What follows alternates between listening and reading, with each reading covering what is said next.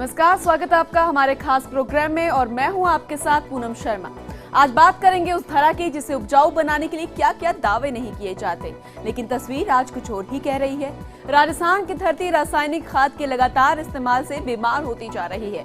जमीन में पोषक तत्वों की भारी कमी हो गई है और प्रदेश की धरा बीमार होती जा रही है। दिखाएंगे पूरी रिपोर्ट, लेकिन उससे पहले आज बात करेंगे उस दंपति की जिसका 23 साल से ब्याज देते देते सब कुछ बिक चुका, सड़क पर आ गए हैं। अब वो पीड़ित देश के मुख्य न्यायाधीश को पत्र लिखकर इच्छा मृत्यु की मांग कर रहे हैं। चक्रवृद्धि ब्याज के चक्र में आखिर कैसे फंसे हैं ये दंपति, बात सबसे पहले इसी पर।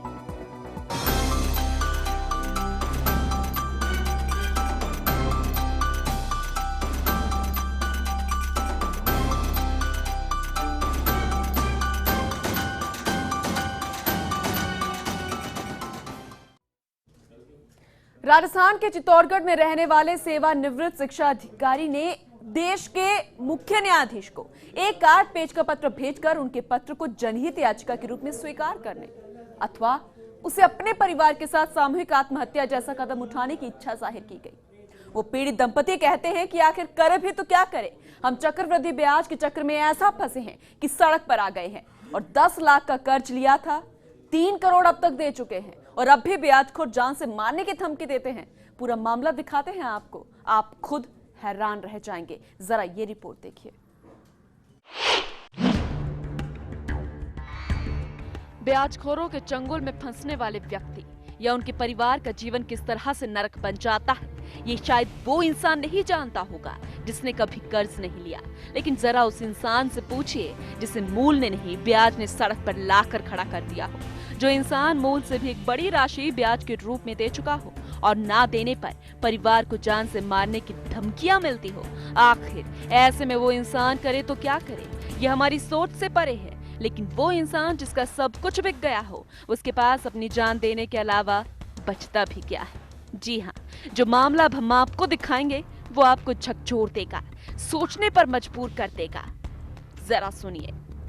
चित्तौड़गढ़ शहर निवासी राधेश्याम जोशी, उनके अनुसार साल 1993 में उनके बेटे को नोएडा की निजी gas company Messrs Gill international private limited के भीलवाड़ा स्थित सुविधा गैस डिस्ट्रीब्यूटर के संचालकों ने चित्तौड़गढ़ में ही एजेंसी देने के नाम पर 10 लाख रुपया ठगे थे, जो उन्होंने कुछ लोगों से कर्ज के रूप में लेकर अपने बेटे को दिए और बदले में कर्जदाता को चेक दिए थे।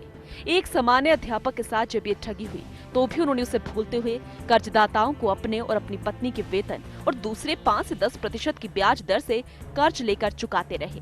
खास बात, उन्होंने 10 लाख की राशि तो चुका दी, लेकिन जिनसे ये कर्ज चुकाने का खर्च लिया उनका तकाजा शुरू हो गया। एक गैस कंपनी ने हमारे साथ 10 लाख की चीटिंग की थी, उसमें उसका भीलवाड़ा स्थित डिस्ट्रीब्यूटर भी इन्वॉल्व था और उस 10 लाख के कर्जे में मैं ऐसा फंसा कि मेरी ज़िंदगी की सारी कमाई, ज़मीन जायदाद, घर बार सब चले गए, यहाँ तक कि पेंशन भी चली गई। दोनों पति पत्नी हमारे कुछ चेक बाउंस का डर दिखा करके और 5 से 10 रुपये सैकड़े का ब्याज ये सूद खोर लेते रहे और मैं कर्ज के उस जाल में उलझ गया। और स्थिति ये है कि इस समय भी मैं ब्याज दे रहा हूँ तो अगर 5 दिन की भी किसी को लेट हुई अग्रिम ब्याज में तो वो हमें परेशान करता है, मारने की धमकी देता है, जान से मारने की धमकी देता है। फ़ोन पे तो धमकियाँ मिलती रहती, घर आके भी धमकाते रहते हैं। लेकिन आज तो हद ही हो गई, जब कहा कि हम जो है आपके घर पे हम नहीं कर देंगे, तो फिर मुझे ऐसी स्थिति में यहाँ आना पड़ा। पहले भी एक आदमी ने 4 चेक खाली रेल दे रखे तो बोला कि मैं 25-25 लाख एक में भर के लगा दूंगा, ऐसे धमकी दे के गया। पीड़ित राधेश्याम जोशी ने अतिरिक्त जिला शिक्षा अधिकारी रहते अपनी सेवानिवृत्ति के बाद मिली राशि भी उन्हें दे दी, फिर भी बकाया निकलने पर अपना मकान, कृषि भूमि भी बेच दी। इस पर कर्जदाता उसके और उसके पत्नी के दिए चेक बाउंस करवाकर जेल भेज देने की धमकियां देते हुए बकाया निकालते हुए पैसों की मांग करते रहे। उसने अपनी पत्नी को भी स्वैच्छिक सेवानिवृत्ति दिलवा दी, उससे मिली रकम भी इन ब्याजखोरों को दे दी और इस तरह शहर का सम्मानित व्यक्ति 10 लाख का कर्ज चुकाने के एवज में ब्याजखोरों के चंगुल में फंसकर अपनी सारी जमा पूंजी और संपत्ति बेचकर अब तक कुल 2,83,11,000 रुपए की राशि इनको भेंट चढ़ा चुका है। लेकिन आज भी कर्जदाताओं का तकाजा चल रहा है। ब्याजखोरों से त्रस्त अब इस शिक्षक दंपति ने देश के मुख्य न्यायाधीश को एक 8 पेज का पत्र भेजकर उनके पत्र को जनहित याचिका के रूप में स्वीकार करने अथवा उन्हें सामूहिक आत्महत्या जैसे कदम उठाने की इच्छा जाहिर की है। चलिए अब आपको इस पीड़ित दंपति का वो दर्द दिखाते हैं जो इन्होंने इस पत्र में लिखा। माननीय मुख्य न्यायाधीश, सूदखोर मुझे और मेरे परिवार को गैर कानूनी तरीके से परेशान करते हैं। ये लोग जब मैं सेवा में था तो स्कूल में आकर छात्रों के समक्ष व अधिकारी रहते कार्यालय में आकर स्टाफ के सामने अश्लील भाषा का प्रयोग करते हुए धमकाने के साथ रात को घर तक भी पहुंच जाते थे। इतना ही नहीं, जब हम सब्जी लेने जाते थे तो वहां सब्जी मंडी में भी पहुंचकर हमारे पास से चिल्लर तक छीन लेते थे। आम लोगों के सामने अपशब्दों का प्रयोग करते हुए जलील करते हैं। यही नहीं, घर में घुसकर जान से मारने की धमकी भी दी जाती है। 23 साल पहले लिए 10 लाख के कर्जे के बदले अब तक 3 करोड़ की राशि हम इन्हें दे चुके हैं। अब हम सड़क पर आ गए हैं, फिर भी सूदखोर हमारा पीछा नहीं छोड़ रहे हैं। आपसे निवेदन है कि हमारी समस्या जनहित याचिका के रूप में स्वीकार की जाए अथवा हमें सामूहिक आत्महत्या जैसा कदम उठाने की सहमति दी जाए। चित्तौड़गढ़ से संवाददाता सुभाष हमारे साथ जुड़ चुके हैं, उनका रुख करते हैं। हैरानी करने वाली तस्वीरें हमने देखी। पत्र मुख्य न्यायाधीश को भेज दिया गया है।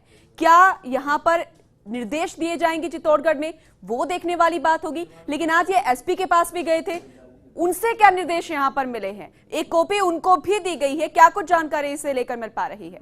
जी पूनम, मैं आपको बताना चाहूंगा इस पूरे मामले में कि 1990 से शुरू हुआ ये मामला। इस फर्जी गैस एजेंसी ने इस दंपति के साथ धोखाधड़ी की और उसका जो लोन चुकाने के एवज में ब्याज पे ब्याज और आज लगभग 3 करोड़ 84 लाख रुपए ये चुका चुके हैं। लेकिन उसके बावजूद भी इन कर्जदारों से इनको मुक्ति नहीं मिल पा रही है।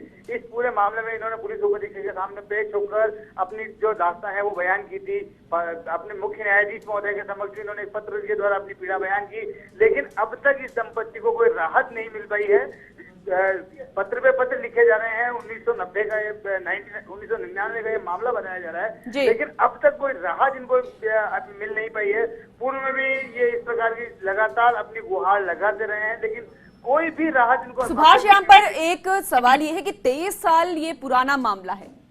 यहाँ पर इस बात की हैरानी आती है कि ये आखिर इस चक्कर में फंस कैसे गए, और अब जब ये लगातार गुहार लगा रहे हैं तो अब किस तरीके का इन्हें आश्वासन मिलता हुआ नजर आ रहा है, या फिर जो सूदखोर है वो पूरे तरीके से मिलीभगत करते हुए इनको परेशान करते नजर आ रहे हैं? क्या कुछ ऐसा भी नजर आ रहा है पूरे मामले में? जी पूनम, मैं आपको बताना चाहूंगा थोड़ी सी जो शिक्षाविद है उनकी पारिवारिक पृष्ठभूमि के बारे में।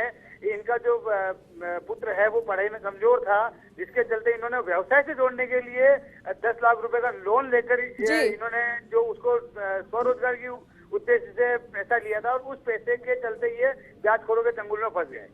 जी पूनम, तो क्या कोई आश्वासन यहाँ पर मिला? आज गए थे एसपी को, कॉपी जो पत्र था उसकी कॉपी उन्होंने दी थी। जी पूनम, अगर बात करें तो इस मामले में चलिए इसका जवाब मैं आपसे लूंगी, क्योंकि खुद प्रसन्न कुमार जी हमारे साथ जुड़ चुके हैं, पुलिस अधीक्षक हैं, उनका रुख करते हैं। प्रसन्न कुमार जी, स्वागत है आपका फर्स्ट इंडिया में। नमस्कार। एक पीड़ित दंपति आज शायद पहुंचा था, 23 साल पुराना मामला है। 10 लाख उसने कर्ज लिया था, लेकिन अब तक ब्याज के तौर पर वो 3 करोड़ रुपए दे चुका है। सूदखोरों की माने तो गैर कानूनी तरीके से वो ले रहे हैं, लेकिन अब उन्होंने देश के मुख्य न्यायाधीश को एक पत्र भेजा, यहाँ के एसपी को उन्होंने एक कॉपी भी भेजी है। अब गुहार लगा रहे हैं कि उन्हें किसी न तरीके से मदद दी जाए, क्योंकि जान से मारने की धमकी मिल रही है। क्या अब तक की जानकारी है? क्या कुछ कहना चाहेंगे? जी हाँ, कल पहली बार ये जिला पुलिस के पास में आए थे। इससे पहले किसी भी पुलिस स्टेशन या जिला पुलिस के पास ये नहीं आए थे। कल पहली बार इन्होंने आके रिपोर्ट दी है। इन्होंने उनकी जानकारी दी है। दोनों रिपोर्ट में मुकदमा दर्ज कर लिया गया है।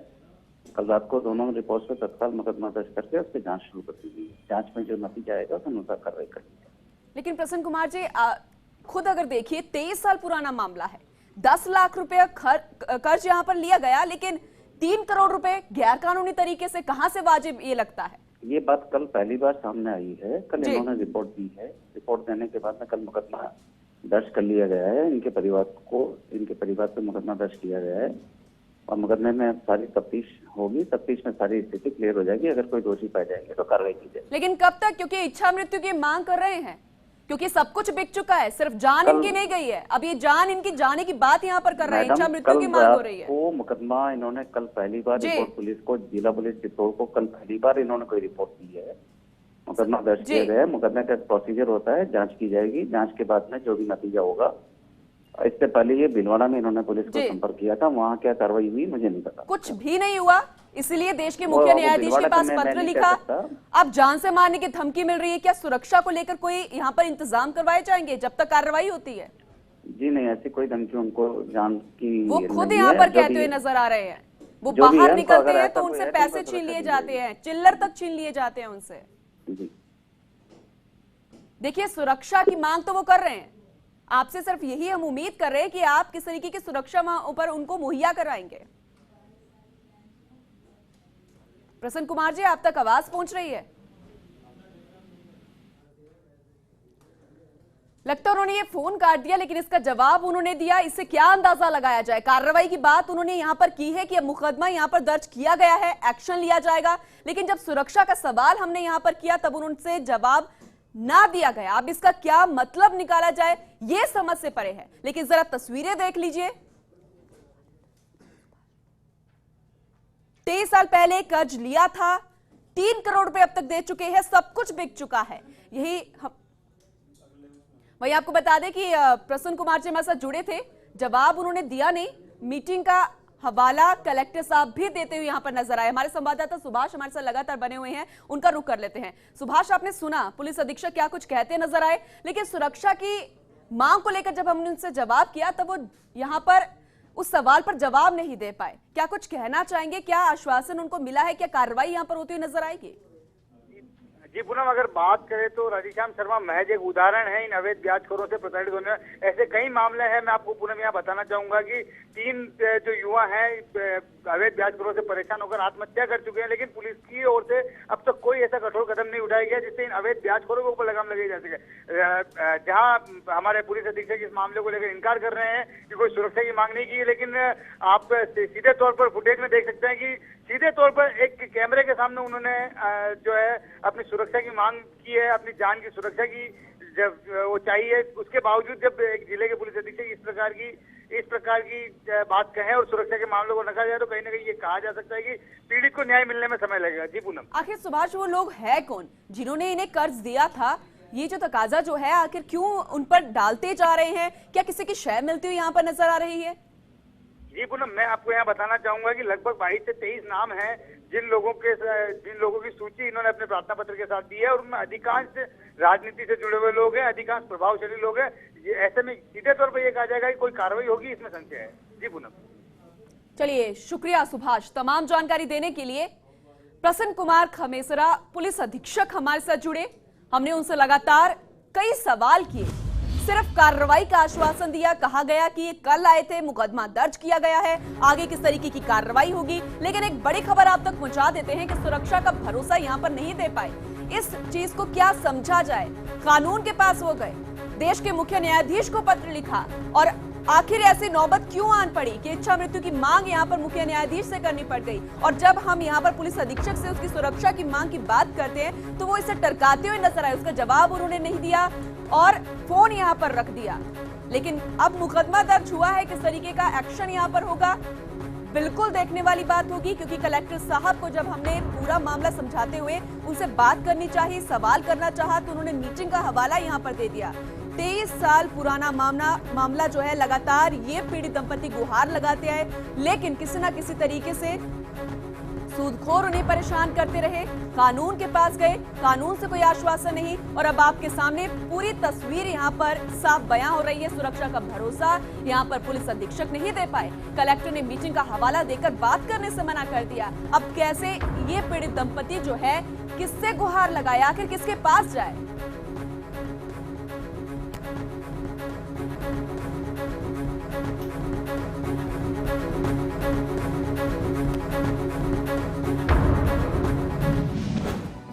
वक्त एक छोटा सा ब्रेक का, लेकिन आप कहीं मत जाइएगा, क्योंकि ब्रेक के बाद हम बात करने वाले हैं उस धरा की जो बीमार होती जा रही है। एक छोटे से ब्रेक के बाद